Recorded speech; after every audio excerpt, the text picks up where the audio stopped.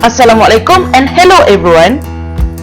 There are two things that we will cover in this video, which is definition of common and natural logarithm and law of logarithm. Firstly, the definition of common and natural logarithm. The natural logarithmic function and the natural exponential function are inverse function of each other.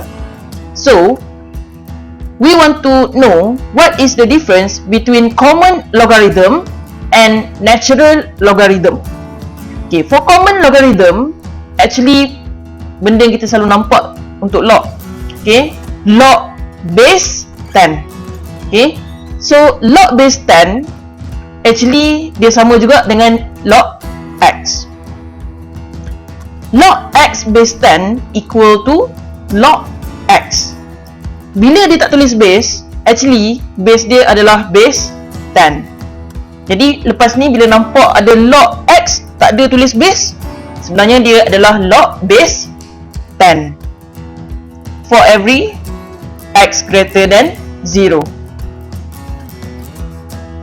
Next is natural logarithm. Natural logarithm actually dia log juga, tapi log base e. So, common logarithm base dia adalah base 10. Natural logarithm dia log base e. E ni apa sebenarnya? Okay. Kalau tengok calculator, actually kita boleh dapat nilai e ni. Kalau tak silap 2.718 something lah. Okay, boleh check e. Okay. Bila kita tekan E dekat calculator, actually kita boleh dapat berapa nilai dia. Maksudnya E ni sebenarnya adalah satu nombor lah. Okay, cuma dia simbol E. Dia ada satu nilai 2.718 something. Okay, bila log base E, biasanya kita akan tulis simbol sebagai ln x. Okay, this one kita sebut ln x, bukan ln x, bukan in x. Okey. Dia punya sebutan betul dia adalah ln x. So ln x ni actually dia base e.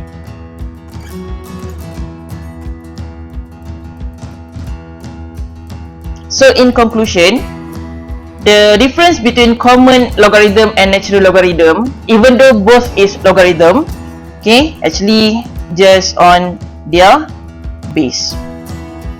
Okay, this one common logarithm base 10 and this one natural logarithm base dia e. Okay, ln. Next, the law of logarithm. Actually, we have learned about this in our secondary school, but let's recall. How many law of logarithm that we have? We have 3. The first one is log b base a plus log c base a equal to log b times c base a. Kita boleh combine using this law of logarithm. Dengan syarat base mesti sama. Bila sini base a, yang ni pun mesti base a. Base mesti sama dan operasi dia mesti plus. Next, same as rule number 1, base mesti sama. Base should be the same, but the operation is minus. So we will get log b over c. And the third one is the power rule. When we have log b to the power of n base a, we can bring the power n to the front. So we will get n log b base a. For rule number 1, log b base a plus log c base a, actually bila base equal, base the same, Yang ni A, yang ni pun A. Okay, and then the operation is plus. Actually, kita boleh combine using this law. Kita akan dapat log B times C still base A.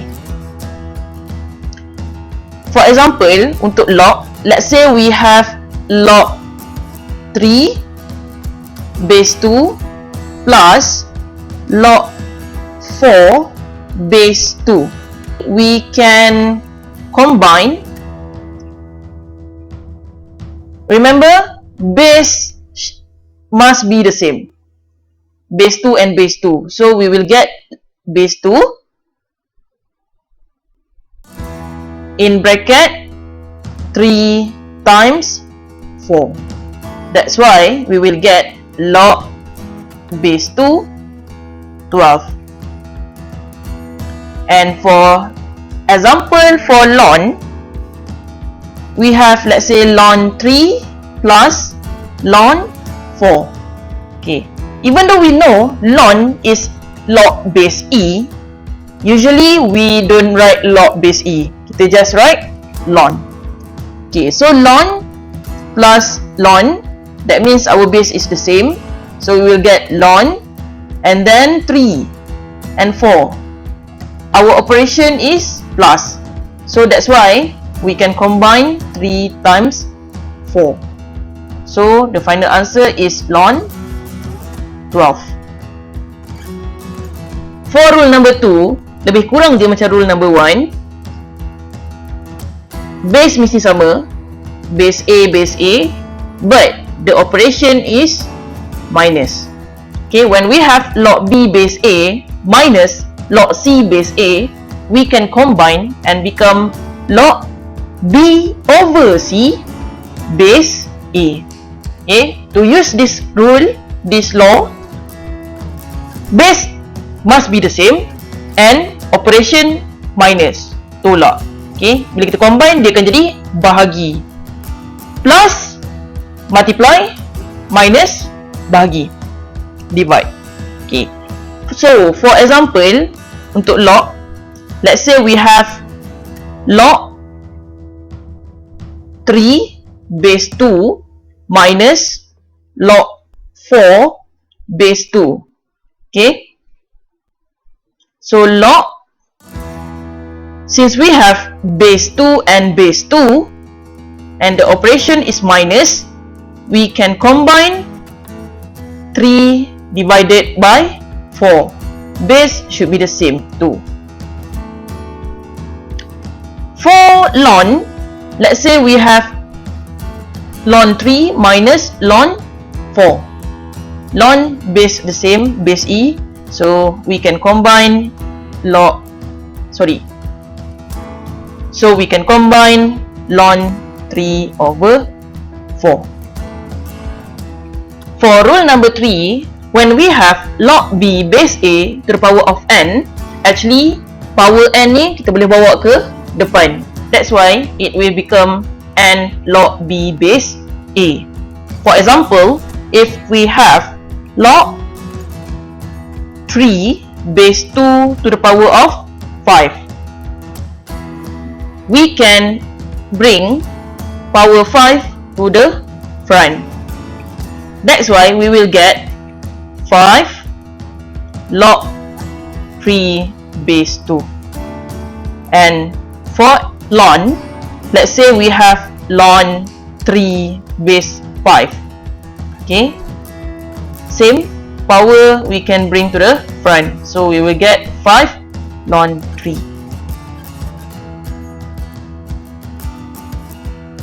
Next, properties of logarithm. This is an important concept that we should know and will be used next.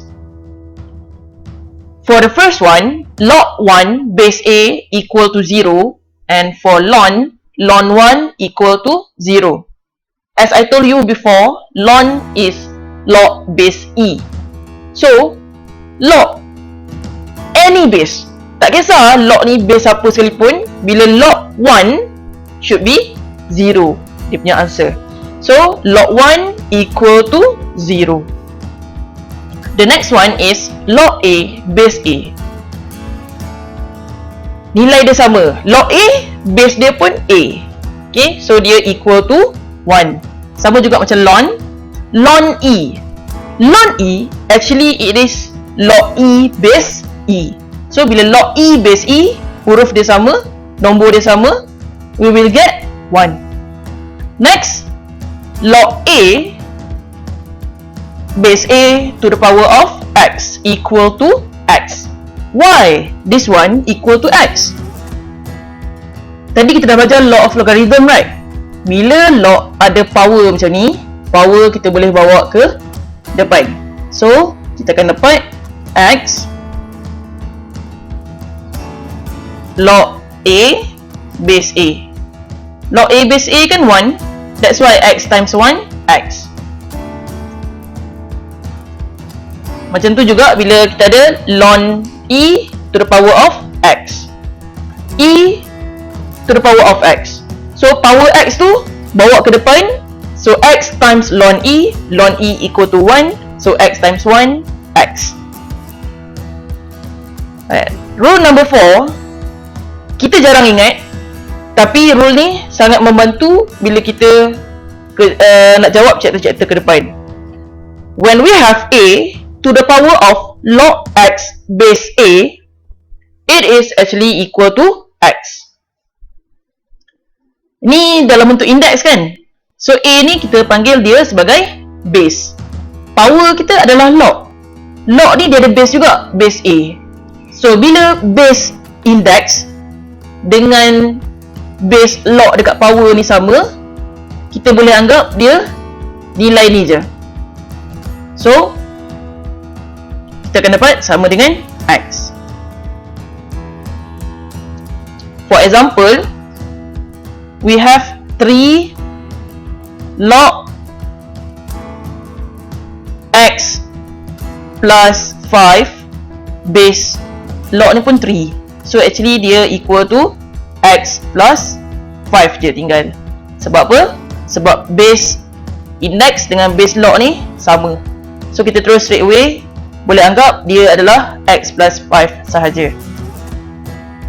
So untuk ln, bila kita ada E kuasa ln X, actually it is equal to X only. As we know, ln adalah log base E. So that's why bila base E, yang ni pun base E, kita akan anggap X sahaja. Kalau kat sini ada kuasa 2, maksudnya dia akan sama dengan X kuasa 2. Example 1. Write the following as single logarithm.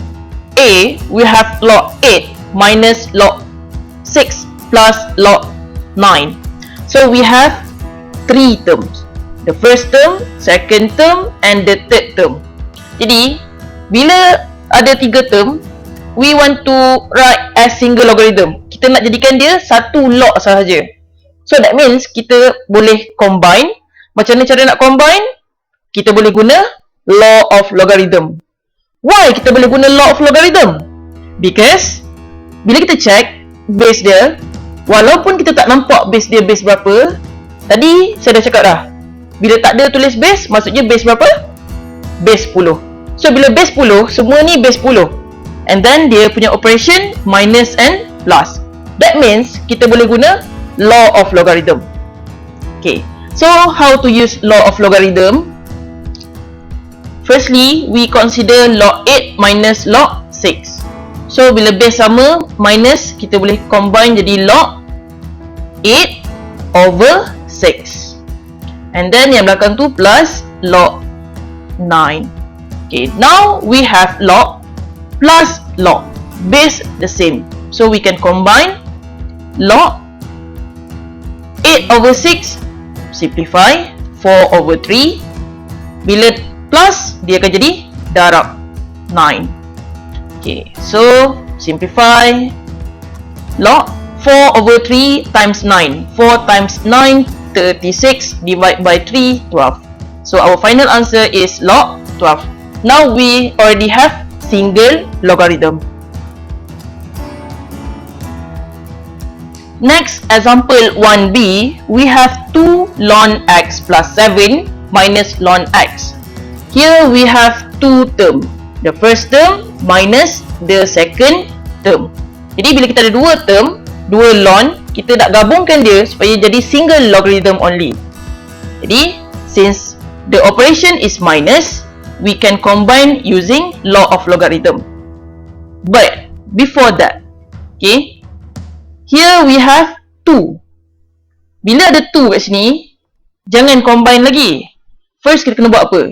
Bila ada 2 dekat depan ln, we need to bawakan dia jadi power. So, simplify dulu 2 tu, dia akan jadi ln x plus 7 squared minus ln x.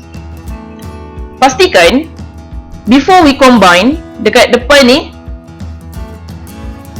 okay, depan ln ni dia tak ada nombor.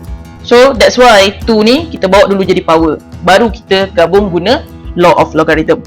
So since we have ln minus ln, our base is the same and the operation is minus, we can use law number 2, ln m minus ln n.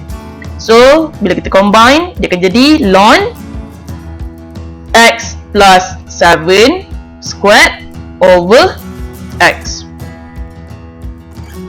Now dapatlah single logarithm. Proceed to example 2. Given log 2 equal to 0.301 and log 6 equal to 0.778. Hence, find log 12. Bila log 12, yes, I know we can tekan calculator terus dapat jawapan. But here we have hence. Bila hence, we need to use the information given. So, information give log 2 and log 6. So, we need to use log 2 and log 6 ni untuk selesaikan log 12. Okay? Cannot use calculator. So, we have log 12. That means, macam mana kita nak guna 2 dengan 6? 12, 2 and 6. Okay? So, actually, 2 times 6 equal to 12. Okay, log 12 ni kita change to log 2 times 6.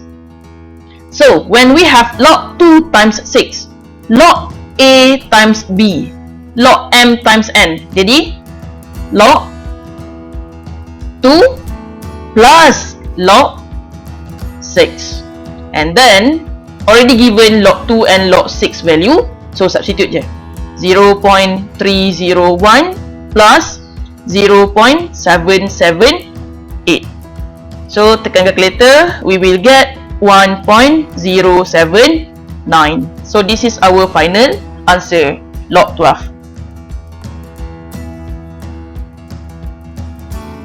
Proceed to example 2b, we have log 36. So, log 36, we want to find the value of log 36 using log 2 and log 6. Bila log 36, apa kaitan 36 dengan 2 dengan 6? Ada tak antara 2 dengan 6 tu kita ada kaitan dengan 36? Okay, so actually dia ada beberapa cara lah. Satu cara, 36. Bila 36, 6 squared. Betul? 6 squared is 36. That's why we can use 6 squared. But the information given is log 6. We have log 6 squared.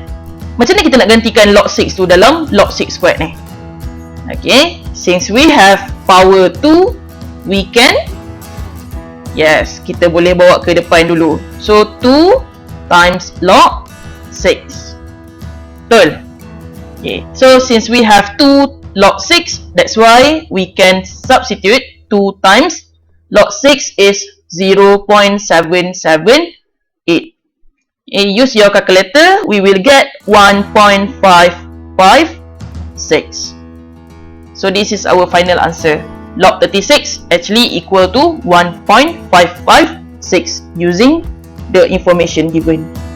Okay, done for definition of common law and natural law. We also have learned the law of logarithm. So in the next part, we will learn how to change the base of log. So see you again. Bye.